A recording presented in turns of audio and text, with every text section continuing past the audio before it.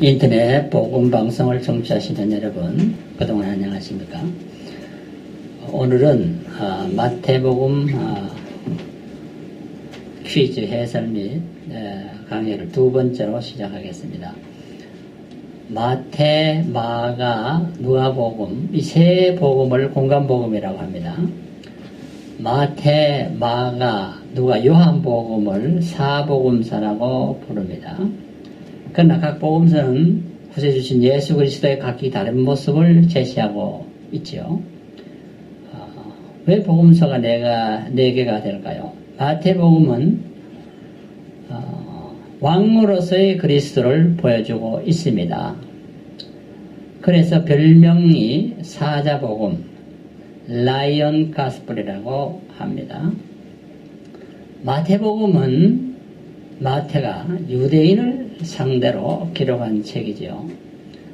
유대인들은 메시아, 자기들 왕이 오기를 기다렸기 때문에 마태복음은 그리스도를 왕 중의 왕으로 기록하고 있는 것입니다. 왕은 족보가 있어야 되기 때문에 마태복음은 족보가 기록되어 있죠. 마태복음 2장 2절에 보면은 유대인의 왕으로 나시니가 어디 계시뇨?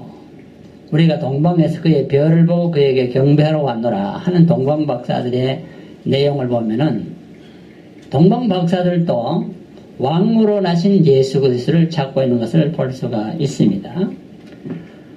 마태복음 16장 28절을 보면은 진실로 너에게 이르노니 여기 섰는 사람 중에 죽기 전에 인자가 그 왕권을 가지고 오는 것을 볼 자도 있느니라. 예수님 자신께서도 왕권을 가지고 온다고 왕됨을 선포하고 있는 것을 보게 되죠. 마태복음 21장 5절 보면은 시온의 딸에게 이르기를 내 왕이 내게 임하니 그는 겸손하여 낙이 곧 멍에에 매는 짐승의 새끼를 다투다 하라 하였느니라.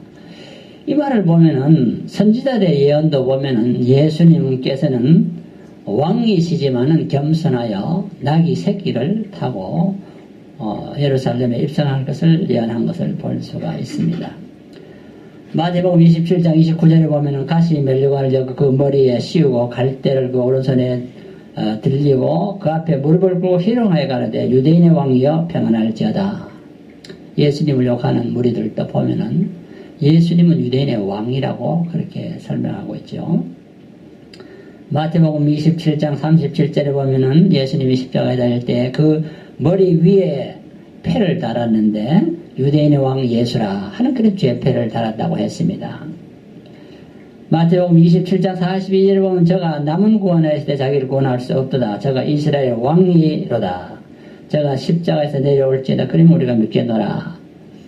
예수님은 십자가에 달려 우리를 구원하시러 오셨는데 저가 이스라엘 왕이라고 예수님을 십자가에 못 박고 조롱하는 자들도 왕이라고 했습니다. 이것을 보면은 마태복음은 처음부터 끝까지 예수님이 유대인의 왕인 것을 예수님 자신이 인정하셨고 원수들도 예수님이 유대인의 왕인 것을 인정하고 있습니다. 그래서 마태는 히브리인들에게 마태복음을 쓸 때에 그들이 고대하고 있는 참 이스라엘의 왕은 예수 그리스도인 것을 알리기 위해서 마태복음을 기록했다는 것입니다. 그러나 마가복음을 보면은 똑같은 예수님의 일대기를 기록하고 있지만은 마가는 예수 그리스도를 종으로서 표현하기 위해서 마가복음을 썼습니다. 그래서 마가복음의 별명은 옥가스폴, 서복음이나 황서복음이라는 그런 별명을 가지고 있죠. 마가복음은 로마인을 대상으로 기록한 책입니다. 로마인들은 남들을 잡아다가 종으로 부려먹는 그런 나라였죠. 그러나 예수 그리스도는 종으로 오셔서 우리를 섬기려 오셨다고 마가는 기록하고 있습니다. 종은 족보가 필요 없지요. 그래서 마가복음에는 보면은 족보가 필요 없습니다. 예수님은 마태복음에서 왕으로 오셨지만은 마가복음을 보면은 종으로 오셨다. 이렇게 최고의 높은 자리에 계시는 왕 중의 왕이신 예수님께서 종된 모습을 우리에게 보여주고 있는 책이 똑같은 복음서이지만 마가복음의 핵심인 것을 깨달아야 합니다. 그래서 우리 마가복음을 읽을 때에 예수님의 종된 모습을 발견하고 우리도 아무리 많이 배우고 돈이 많고 똑똑해도 예수님처럼 종된 모습으로 살아가는 삶을 배울 때에 우리 마가복음을 제대로 공부하고 배운 사람이라고 말할 수가 있죠. 그러면 의사 누가는 왜 누가복음을 다시 기록했을까요? 누가는 완전한 인간으로서 그리스도를 표현하기 위해서 누가복음을 기록했습니다. 그래서 누가복음의 별명은 Man, Human Gospel이라 사람 복음이라는 별명을 가지고 있지요. 누가복음을 쓸 때에 그 대상을 헬라인이라고 했습니다. 헬라 이방인들을 위하여 기록했습니다. 헬라는 인류 문명의 발상지요. 민주주의의 발상지인데 그들은 인간이 무엇이고 인간이 어디로부터 와서 어디로 가는지를 설명하는 사람 헬라 철학이 그래서 유명하지요. 이 철학으로 유명한 헬라인들에게 누가는 의사지만은 예수님이야말로 참된 인간으로서 이 땅에 오셨다. 인간이 어디로부터 와서 무엇을 하다가 어디로 가는지를 바로 알려면은 누가복음을 공부하게 되고요. 누가복음을 통해서 참된 인간의 모습을 발견하게 되는 것입니다. 완전한 인간은 족보를 가져야 하기 때문에 누가복음은 족보를 기록했습니다. 그래서 마태는 왕의 족보를, 누가복음은 순수한 완전한 인간의 족보를 기록했죠. 그리고 마지막으로 사복음서의 요한복음은 요한이 기록했는데요. 요한복음은 그럼 왜 기록했을까? 요한복음은 예수님은 완전한 하나님이시라는 것을 알려주기 위해서 요한복음을 기록했습니다. 그래서 요한복음의 별명은 이글 가스펠, 독수리 복음이라 그렇게 부르죠. 요한복음은 누구를 위해서 썼습니까? 요한복음은 한 개인이나 한 나라를 위해서 쓴 것이 아니고 모든 나라, 모든 족속을 위해서 기록하였다는 것입니다. 하나님은 모든 나라, 모든 인류를 창조하시고 섭리하시고 다스리는 분이십니다. 그런데 예수 그리스도는 바로 이 완전한 하나님심을 알리기 위해서 모든 족속, 모든 민족에게 완전한 하나님을 알리기 위해서 요한복음을 기록했습니다. 정은 하나님은 족보가 없기 때문에 요한복음은 족보가 기록되지 않고 있습니다. 우리는 사복음서를 읽어볼 때에 마태, 마가, 누가, 요한 그 별명들을 생각하면서 전부 거기에서 우리가 공부할 때에 우리는 왕된 예수님, 또 종된 예수님, 그리고 순수한 완전한 인간이신 참사람이신 예수님, 그리고 참 하나님이신 그 예수님을 발견한다면은 사복음서가 왜 기록된지를 알게 되고 예수님이 어떤 분이신 것도 알게 되고 우리는 왜 예수를 믿어야 하는지도 알게 되는 것입니다. 사복음서는 그러나 예수님이 많은 일대기를 기록했지만은 정기가 아니기 때문에 어려서부터 30세가 되기까지의 생애는 거의 생략되어 있는 모습을 발견하게 됩니다. 오늘은 주간 필라이는 퀴즈 문제 38번부터 여러분에게 퀴즈와 문제 해설을 말씀드리려고 합니다. 38번에서 예수님께서 갈릴리에서 행하신 3대 사역은 무엇입니까? 예수님의 사역의 중심지는 갈릴리였습니다. 갈릴리는 바다라고도 하고 게네사렛 호수라고도 하죠. 그런데 이 예수님의 3대 사역은 오늘 모든 목회자들의 3대 사역이고 모든 평신도들의 3대 사역이 되어야 합니다. 마태복음 9장 35절을 보면 첫째 사역은 teaching ministry라 가르쳤다 그렇게 했죠. 둘째는 이것은 preaching ministry라 해서 천국 복음을 안 믿는 자들에게 전파했다. 셋째는 힐링 미니스트라고 해서 모든 병과 모든 약한 것을 고치셨다. 예수님은 우리의 영혼을 구원하려 위하여 이 땅에 오셨지만은 예수님의 구원, 영혼 구원만이 아니라 우리의 영육 구원이기 때문에 모든 질병까지, 육신의 질병까지도 치료하시는 주님의 사역을 볼 수가 있습니다. 그래서 예수님의 사역은 티칭 사역, 또 프리칭 사역, 그 다음에 힐링 사역을 통해서 인간을 영육간에 돌보신 것을 볼 수가 있습니다. 39번 문제를 보면은 세례 요한의 죽음은 누구로 인함입니까? 세례 요한이 왜 죽었냐 하는 것이 그 말인데요. 마태복음 14장 6절에서 12절을 보면은 헤로디아의 어미가 세례 요한의 머리를 요구했기 때문이라. 헤로디아는 자기의 부정을 감추기 위해서 세례 요한을 죽이려 했죠. 자기의 죄를 숨기려고 의인을 죽이려는 이런 악랄한 모습을 보게 되는데요. 그 헤로디아가 세례 요한의 머리를 요구했기 때문에 결국은 세례 요한은 순교의 제물이 된 것을 볼 수가 있습니다. 의를 위하여 핍박을 하는 자는 복이 있다고 했는데 우리가 죽어도 복음을 전하다가 바로 죽어야 할 것입니다. 죽음이 두려워서 진실을 외치지 못한 것은 죽은 사람과 방불하죠. 40번에는 예수님은 오병이어로 5,000명을 먹이고 몇 바구니를 남겼나요? 했는데 그 해답은 여러분이 성경을 쭉 읽어나가면은 마태복음 14장 20절에 다 배불리 먹고 남은 조각을 12바구니에 차게 거두었다. 예수님은 오병이어의 기적을 행하실 때에 어떤 사람들은 많은 사람이 도시락을 싸가고서 그때 펼쳐놓고 먹었다 하는데 이게 다 자유주의 신학이고 성경이 없는 얘기죠. 예수님은 오병이어로만 한 아이의 도시락으로서만 장정만 5,000명을 먹였다. 그 외에 여자와 아이들을 포함하면 엄청난 숫자가 더 늘어나겠죠. 무에서 유를 창조한 창조주 하나님을 믿는 사람은 이 창조의 능력이 있는 것을 우리는 믿어야 하는 것입니다. 오병이의 기적은 재창조의 놀라운 역사입니다. 그래서 12바구니에 가득 찼다. 예수님은 부족한 것이 아니고 비록 적은 것이라도 많은 사람이 먹고 남을 수 있도록 우리의 식량 문제를 해결해 주신 것을 볼 수가 있습니다.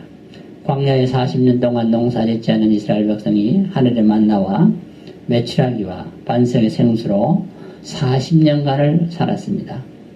하나님께서는 우리가 이 땅에 살아갈 때에 우리의 일용할 양식을 위해서 주기도 보내서 기도하는데 늘 일용할 양식을 공급해 줍니다. 이 땅에는 기아선상 헤매는 사람들이 많은데 우리는 예수를 바로 믿음으로 이런 창조의 능력을 체험하고 배불리 먹고 건강함으로 살아가야 할 것을 말합니다.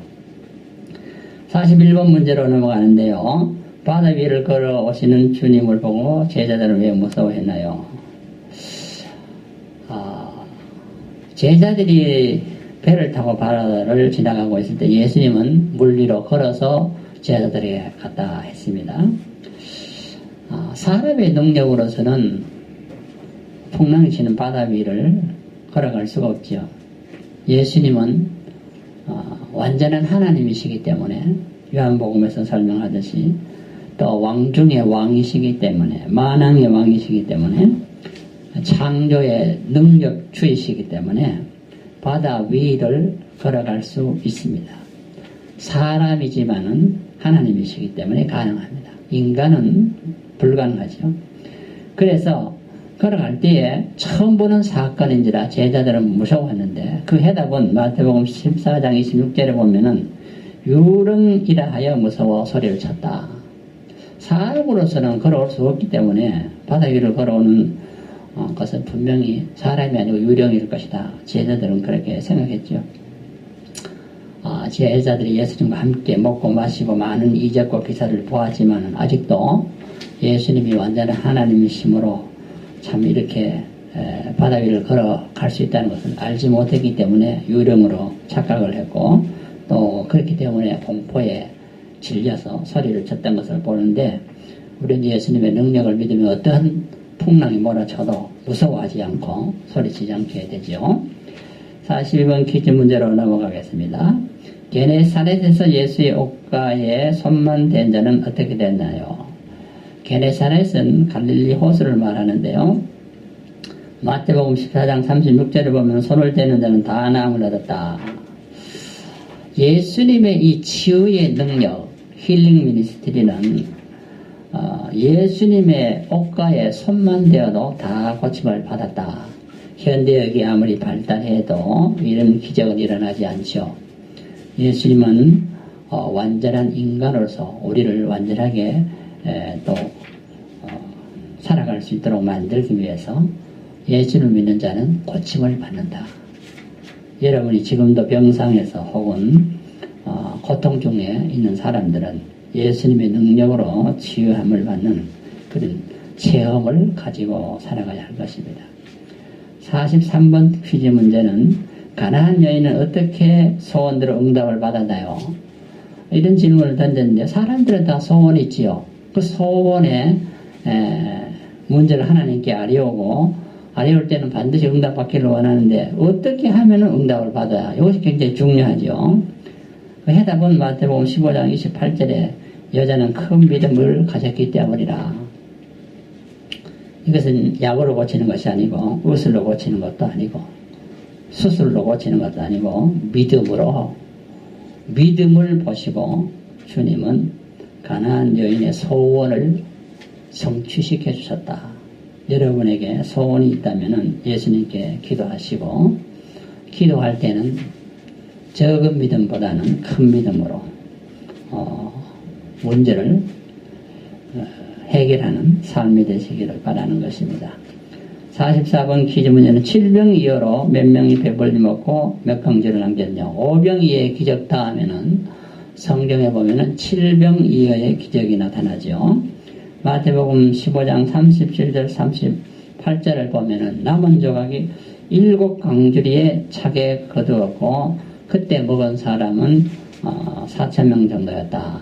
5병 이어 때는 5,000명이 먹고 12강주를 가졌는데 7병 이어 때는 4,000명이 있고 먹고 배불리 먹고 7강주리를 넘치도록 거두었다. 예수님은 우리의 영혼의 구원을 위해서만 오신 것이 아니고 우리의 육신의 배고픔도 해결해 주시는 분으로 성경은 기록하고 있습니다.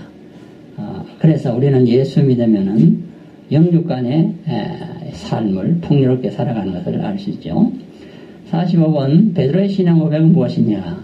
베드로는 신앙 고백을 했습니다. 마태복음 16장 16절에 보면은 주는 그리스도시요 살아계신 하나님의 아들이시니다. 주는 그리스도라. 주는 메시아라. 예수님 나의 주라. 예수는 나의 주라. 주라는 말은 주인이란 말입니다. 나의 삶의 주인이 되시고 나의 사업에도 주인이 되시고 나의 가정에도 주인이 되신다. 그분이 바로 살아계신 하나님의 또한 아들이시다는 말을 하고 있습니다.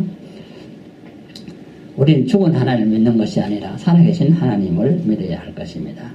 46번 베드로는 무슨 생각을 함으로 책망을 받았나요? 마태복음 16장 23절을 보면은 하나님의 일을 생각하지 않고 도리어 사람의 일을 생각했다. 사람은 사람으로서 사람의 일을 생각하는 사람이 있고 사람이지만은 하나님의 일을 생각하는 사람이 있는데 이 두 가지 생각이 있을 때 하나님의 일을 생각하는 사람은 칭찬을 받지만은 사람의 일을 생각하는 사람은 책망을 받습니다. 아무리 좋은 신앙 고백을 했다고 할지라도 사람 위주로 살아가서는 안 된다는 것입니다. 내 생각 위주로 살아가서는 안 된다. 우리 하나님의 생각, 하나님의 뜻이 무엇인지 그 뜻을 이루기 위하여 우리의 삶에서 몸부림치며 살아갈 때에 하나님 우리의 삶을 축복하시고 우리의 삶을 칭찬하시고 미래의 상급을 예비하신다는 것입니다. 47번 퀴즈 문제는 먼저 오리라 한 엘리야는 누구를 말합니까? 먼저 오리라. 예수님보다 먼저 오리라. 선지자들이 예언한 이 예언은 누구를 가리켰냐 했을 때 마태복음 17장 13절에 보면은 세례 요한이라. 엘리야와 세례 요한은 구약의 엘리야, 신약의 엘리야는 세례 요한인 것을 가르쳐주고 있습니다. 48번 퀴즈 문제. 예수님은 죽은 후 제3일에 어떻게 될 것을 말씀했나요? 마태복음 17장 23절 제3일에 살아나야 하리라. 예수님은 십자가에 달려 죽기 전에 죽은 후에는 3일 만에 살아나리라 선포를 했지만은 제자들도 못 믿었고 많은 사람이 못 믿어서. 왜요? 사람이 죽은 다음에 무덤에 묻히면 살아나는 것을 보지 못하기 때문에 그렇죠. 그러나 예수님은 살아날 것을 예언하셨고 그대로 예언을 이루고 살아나시고 부활하신 것을 우리는 압니다.